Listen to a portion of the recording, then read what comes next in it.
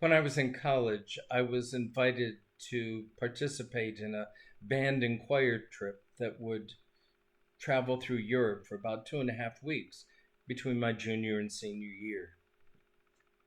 It was quite an honor.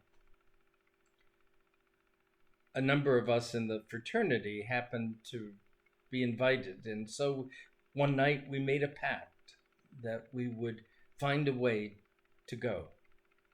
The cost was steep. It was $2,000. That's a lot of money for a poor college student to come up with. But I skimped and I saved. I did odd jobs. And I put together a package about $1,500. But still, the deadline was looming and I was $500 short. I went to my mom to see what advice she might have. And she said, "Oh, go talk to your grandfather. He's got more money than he knows what to do with. See if he won't give you $500 to go." And so I did. And he made me beg. And then he made me sit through a lecture on money management and priorities and a whole lot of questions about whether or not this tour was really something that I should be worrying about. And in the end, grudgingly, he gave me a check for $500. I went off to Europe, didn't think anything more about it. Brought back a present for Papa. A year later, he died. End of story. A couple years later, I got my inheritance check of $500, which, my first reaction was, for somebody with as much money as he was, that was a pretty paltry sum, but it was keeping with Papa. It would be decades later, in conversations with my brother and cousin, that I discovered that they received an inheritance of $1,000.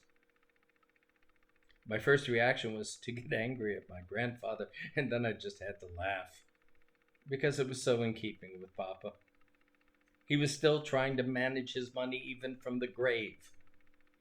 He had deducted my $500 gift from my inheritance. I'm lucky he didn't charge me interest.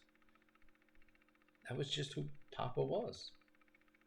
He was a sad man, a miserable man, even though he had lots of money to live comfortably. It controlled him. I had 24 hours to get him to the bank to deposit his dividend check when it came in the mail. He was so afraid of losing a day's interest. He almost starved to death because he refused to pay high prices for food. When I cleaned out his house when he moved in with us,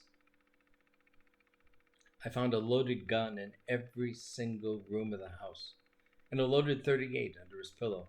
He was scared to death that someone would break in and steal his money, even though none of it was there. He had it in 6 or 7 different banks across the country.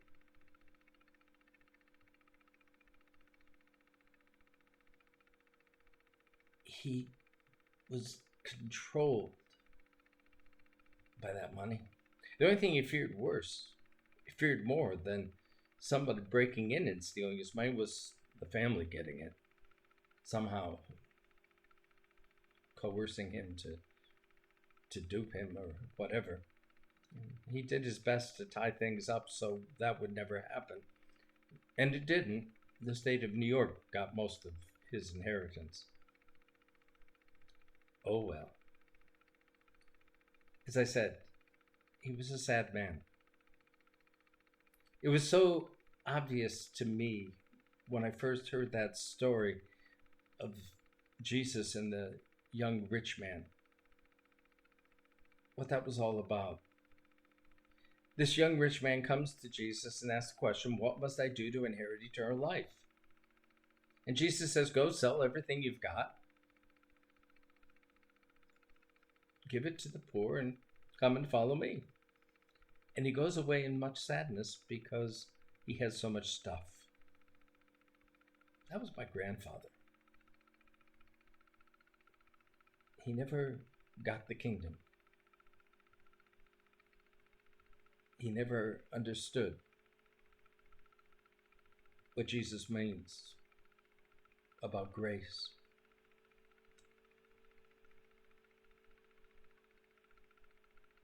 And so many of us don't. We still think that the kingdom of God is a place that we can get to, we can earn our way into, we can buy our way into. But it's a gift. It's an attitude. It's a recognition that everything we have is from God as a gift. In the end, we haven't earned a thing. It's a free gift from God. The God who promises to provide for us comes through again and again and again, particularly in those times when we need it most. He is there with that surprising grace and gift.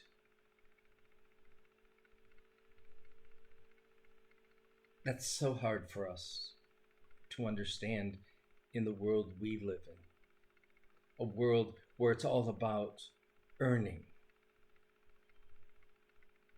and control. We are so afraid that someone will get more than us, or that they will get our portion. We are so afraid of losing, of not having enough, that we live in constant anxiety and fear. It's what's driving the political campaigns these days. Listen to the language. It's designed to feed that fear that we have.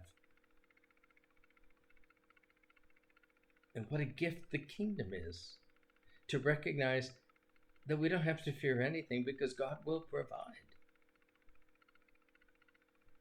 Even in the midst of the greatest needs.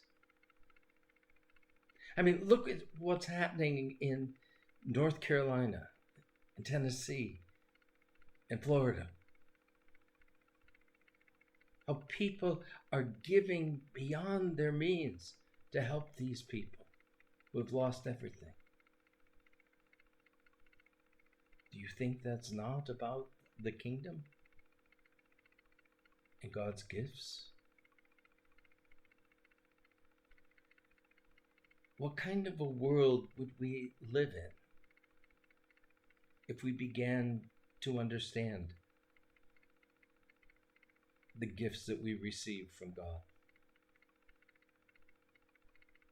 and not believe that it's all about us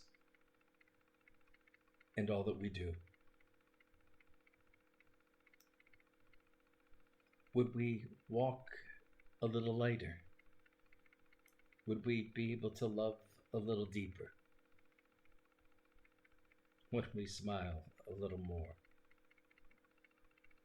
And would we give thanks for all the gifts that we have received? What must you do to inherit the kingdom of God? Absolutely nothing. He promises our daily bread and our eternal bread as well. A free gift. Once we get it,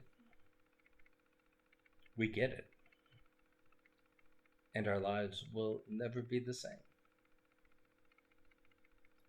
Amen.